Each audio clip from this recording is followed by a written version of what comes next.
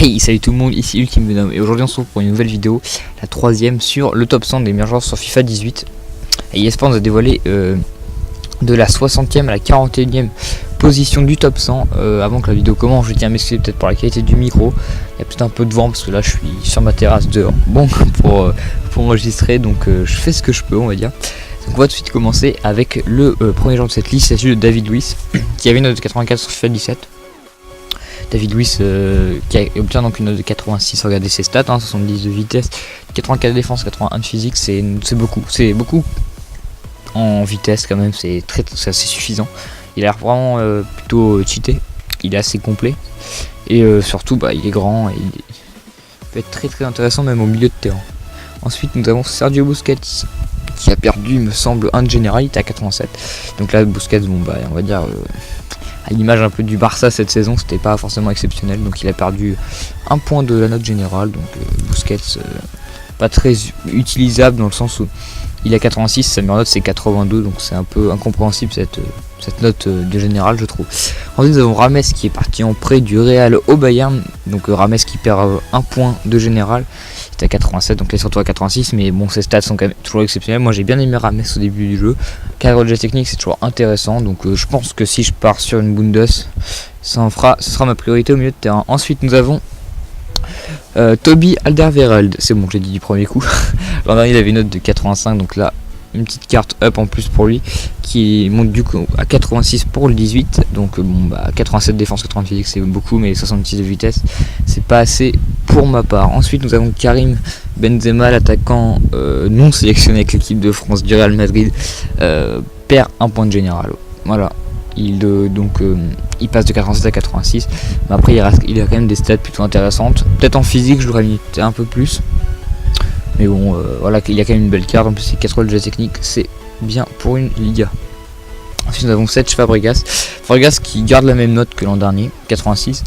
Je trouve, je l'aurais mis peut-être un point en moins, je sais pas. Genre Fabregas, je regardais pas forcément beaucoup les matchs de Chelsea, mais j'ai l'impression qu'il était pas forcément là avec l'éclosion entre guillemets de N'Golo Kanté, donc je sais pas trop. Et là par contre on a un très gros joueur pour ma part et je suis content de le voir à 86, c'est Isco. Voilà, Isco, ça me fait plaisir qu'il soit à ce niveau là. 89 de dribble, 83 de tir, 82 de passe, 71 de vitesse. Bon, c'est le physique, c'est pas sa qualité première, mais bon voilà, je pense que je vais l'acheter et je vais me régaler avec un geste technique, c'est tout à fait normal.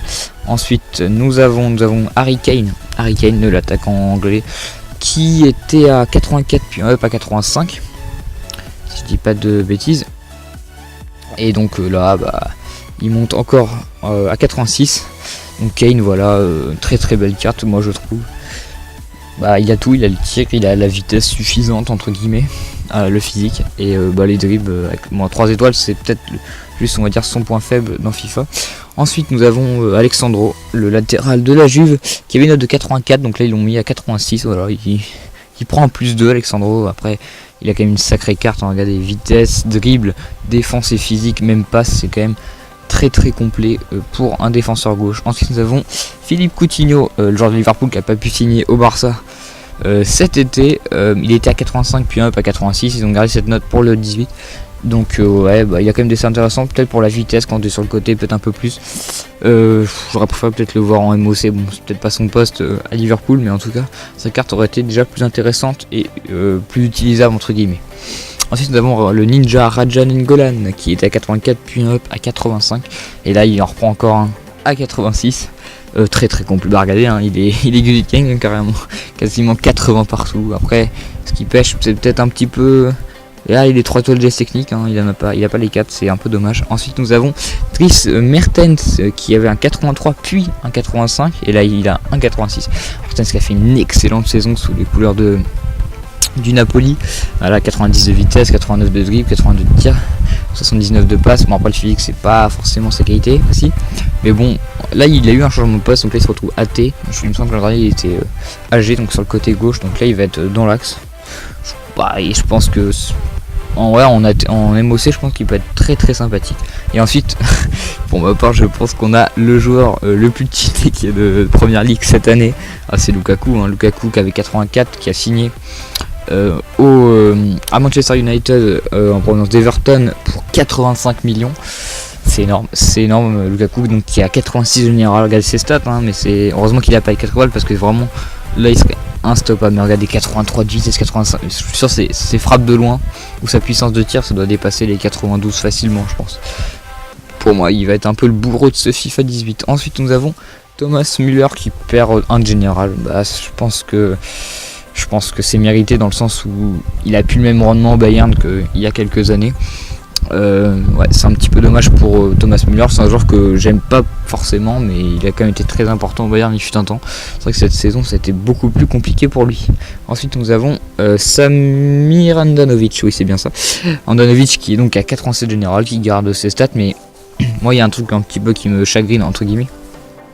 C'est le fait de voir des Ter Stegen, des Navas et on avait vu un autre gardien il me semble avant mais je me souviens plus. De le voir en fait en dessous d'Handanovic. Je peux pas critiquer Handanovic, je le vois pas souvent. Mais bon par exemple à des Ter Stegen avec au Barça qui brille on va dire. Des Navas qui gagné la Ligue des Champions, qui a fait une excellente fin de saison parce que sans lui le Real serait pas champion d'Espagne. Ouais je comprends pourquoi il a autant de général par rapport à Navas. Ensuite nous avons Iniesta qui était à 88 donc il perd un de général cette année. J'ai envie de dire logique dans le sens où il commence à se faire vieux et ça se ressent sur le terrain et il garde quand même ses 90 de dribble, quand même une grosse stat en dribble. Voilà donc juste ensuite on a son petit collègue au FC Barcelone il s'agit de Rakitic qui garde la même note aussi de 87 de général. Donc voilà regardez après c'est sa vitesse qui prêche mais moi pour ma part je l'aurais mis plutôt à 86 parce que même si Iniesta se fait vieux j'ai l'impression que pour moi Iniesta est quand même meilleur que Rakitic donc les mettre au même niveau c'est un peu compliqué. Ensuite nous avons David Silva 87 qui a pas bougé. Voilà David Silva moi je trouve qu'il n'y a pas des stats exceptionnelles apparemment pas assez en dribble mais ouais, moi je trouve qu'il est pas forcément très intéressant après à voir avec des boosts parce que la vitesse et le tir je trouve c'est un peu faible. J'aimerais bien voir ses prochains boosts. Alors là petite surprise Gérard Piqué voilà je ne sais pas pourquoi ils l'ont mis à 87. Je sais pas, je comprends pas parce que bon il a pas fait une excellente saison, regardez ses stats quoi. 65 de vitesse, 76 de physique, 86 de défense, c'est pas forcément énorme quoi.